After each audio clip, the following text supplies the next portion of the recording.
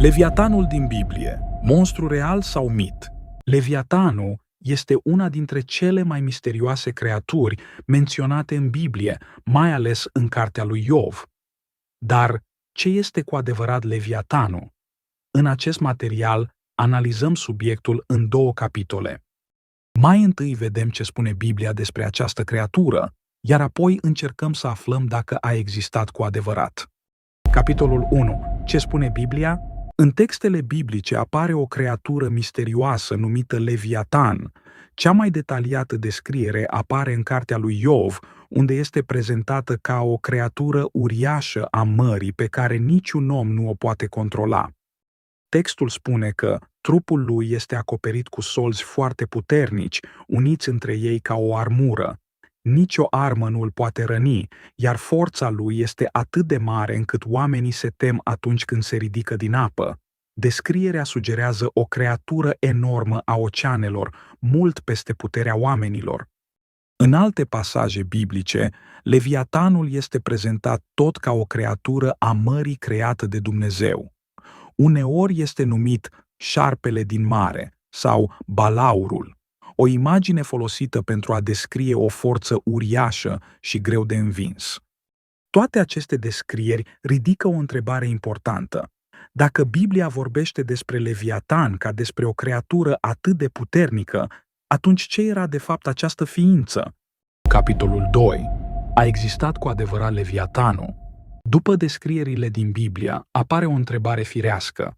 A existat cu adevărat Leviatanul sau este doar o imagine simbolică din textele vechi?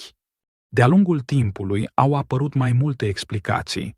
Unii cercetători cred că descrierea ar putea fi inspirată de animale reale cunoscute în lumea veche. De exemplu, unii compară descrierea cu crocodilul, deoarece Biblia vorbește despre solzi puternici și o creatură greu de rănit.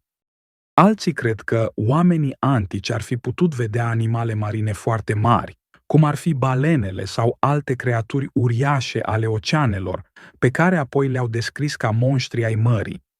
Există însă și o altă interpretare. Mulți teologi spun că Leviatanul nu trebuie înțeles ca un animal real, ci ca un simbol.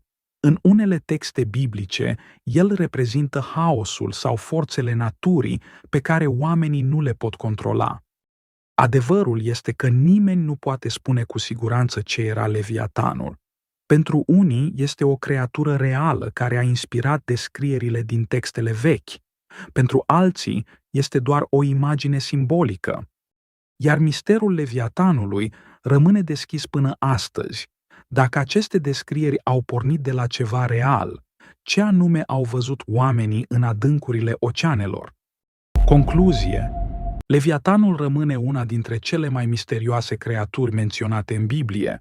Pentru unii, este o creatură reală care a inspirat descrierile din textele vechi.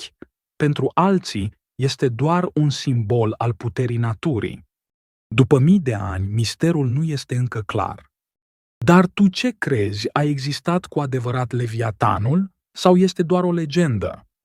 Ce poveste ați dori să descoperim data viitoare?